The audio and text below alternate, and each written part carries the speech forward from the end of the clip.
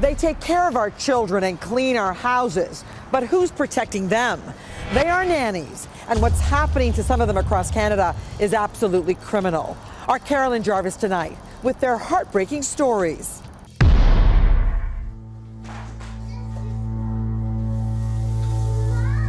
They're well-educated women, many of them wives, some mothers, all with the same desire. My goals here is to upgrade my life for my greener pasture. Foreign nannies who come here under the federal live-in caregiver program to look after Canadian kids. What's startling is the similarity in their stories once they've arrived.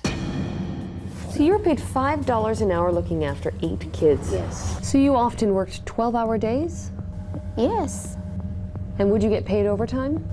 No, 14 to 16 hours a day without overtime pay.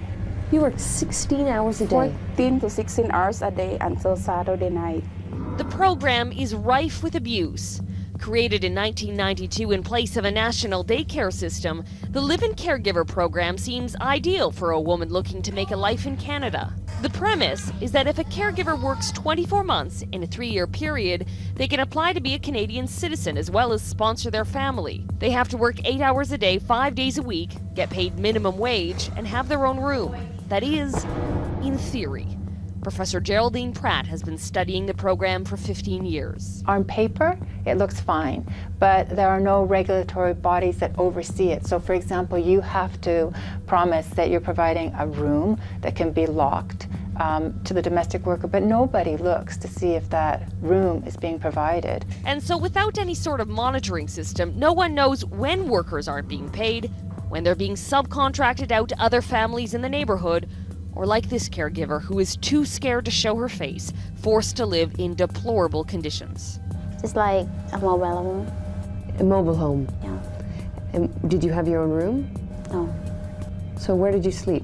I stayed with the young kid. In the same bed? Yes. She was supposed to earn $900 a month, but it didn't take long for the paychecks to stop coming. I can remember they gave me $25.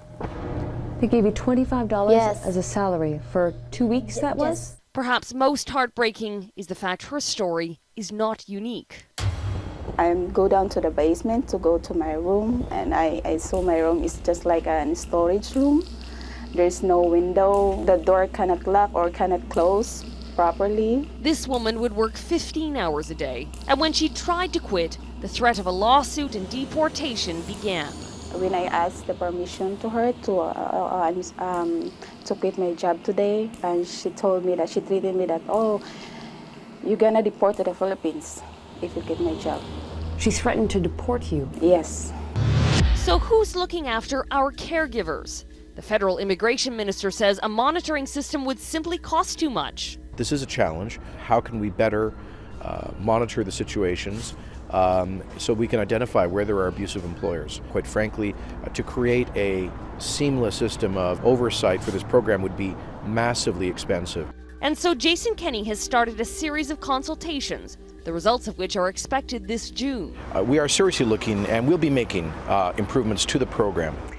Now, usually talk like that would spur optimism among social advocates, except it's not the first time we've heard it.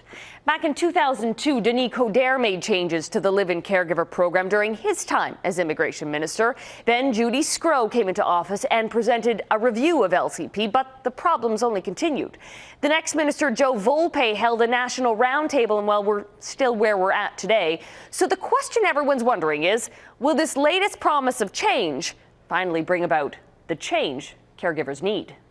We're saying no to the LCP. Scrap the LCP. Many argue the fundamentals of the system itself are flawed and want it abolished. What we see is the condition is getting worse. The situation of our work members in our community is worsening, especially with the rapid changes with different level of government. I think we need to see it as a migration program. I mean, the federal government sees it as a temporary work visa program. Whatever you call it, the need for change is clear. The research is all there, the evidence is in, so I do think it's the time to do something about the program. Because while the government sits idle, countless workers are feeling increasingly trapped, waiting for words to amount to something. To my fellow Filipina, I don't want them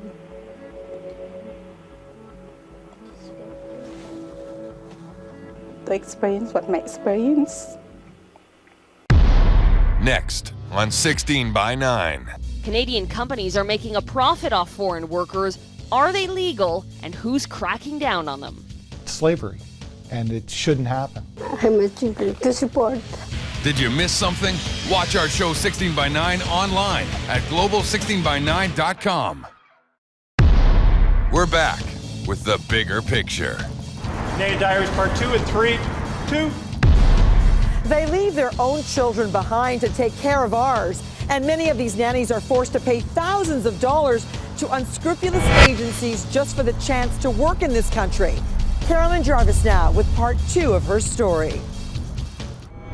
Her name is Antoinette Patalo, and the first thing she'll tell you is that she's here illegally.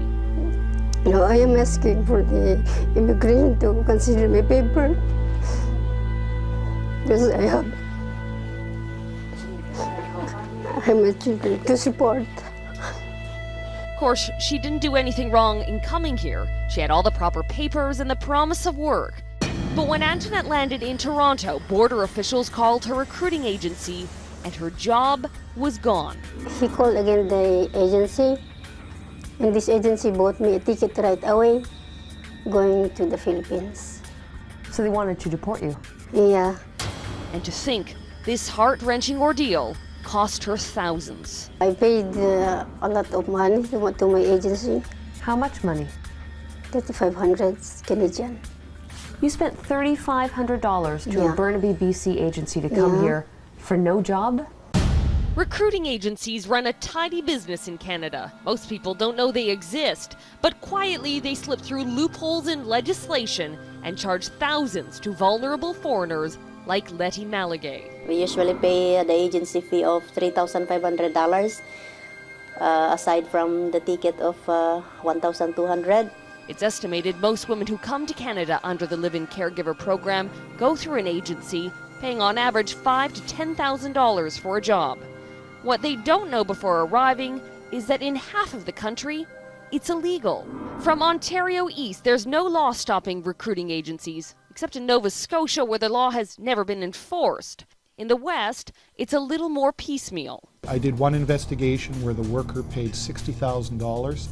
Manitoba has taken the most aggressive stance in the country, led by the Director of Employment Standards, Dave Dyson. Slavery, and it shouldn't happen. Not in Canada. As of a month ago, a new law requires every recruiting agency in the province to be registered. One of the things that this legislation also does is it eliminates the concept of ghost recruiters, recruiters who are essentially underground. The legislation goes even further, making families who hire nannies register and allowing a team of investigators to randomly drop by and check in on their working conditions. We're going to be checking in with every live-in caregiver to ensure the terms and conditions of employment are being adhered to. In Alberta, our investigation uncovered an archaic loophole whereby recruiting fees are illegal for all employees except domestic workers. We took it to the government that now says the regulations will be changed. Service Alberta Minister Heather Klimchuk.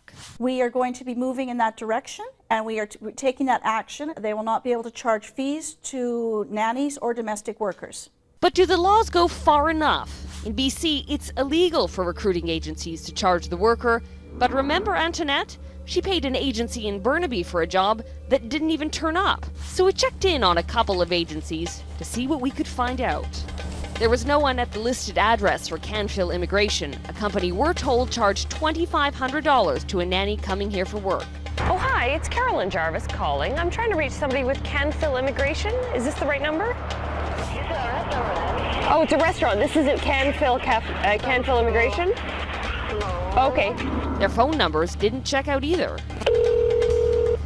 We're sorry. You have dialed a number that has been disconnected or is no longer in service. Meantime, there was no one at the office of Raponte Immigration Services that we're told charged $3,000 US to a foreign caregiver. So if I were to come back this afternoon, any likelihood that... No, I would say no. But we finally reached someone on the phone who said the fee was for immigration services, a legal practice under BC law. Are you saying that you did not charge someone $3,000? Not here in Canada, but since we are a POA license in the Philippines, we're allowed to charge that. The Philippine consulate told us that doesn't, in fact, make it legal. Still, it's what everyone's doing. What's the common rate in British Columbia that agencies are charging? Well, they're different. Like they're charging the most that I've learned from now is 6,000. 6,000 is the going rate. Yeah. With such patchwork legislation, the women who come here don't know whether in one province recruiting fees are legal and in the next they're not. They just want a job in Canada. What can we do? This is the program that we have to follow. So we're just hoping that they could do something for us under the LCP. I think, it's the desperation of the individual. They will do anything to get into the country. Anything. And until all the provinces catch up and actually enforce their rules, it's likely what's being called indentured servitude will only continue. Without overtime pay. You work 16 hours a day. 14 to 16 hours a day until Saturday night. The program is rife with abuse.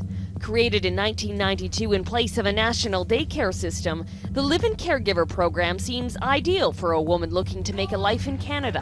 What's startling is the similarity in their stories once they've arrived. So you're paid $5 an hour looking after 8 kids? Yes. So you often worked 12-hour days? Yes. And would you get paid overtime? No, 14 to 16 hours a day without. They take care of our children and clean our houses, but who's protecting them? They are nannies, and what's happening to some of them across Canada is absolutely criminal. Our Carolyn Jarvis tonight with their heartbreaking stories. The premise is that if a caregiver works 24 months in a 3-year period, they can apply to be a Canadian citizen as well as sponsor their family. They have to work 8 hours a day, 5 days a week, get paid minimum wage, and have their own room. That is, in theory. Professor Geraldine Pratt has been They are well-educated women, many of them wives, some mothers, all with the same desire. My goals here is to upgrade my life for my greener pasture. Foreign nannies who come here under the federal live-in caregiver program to look after Canadian kids.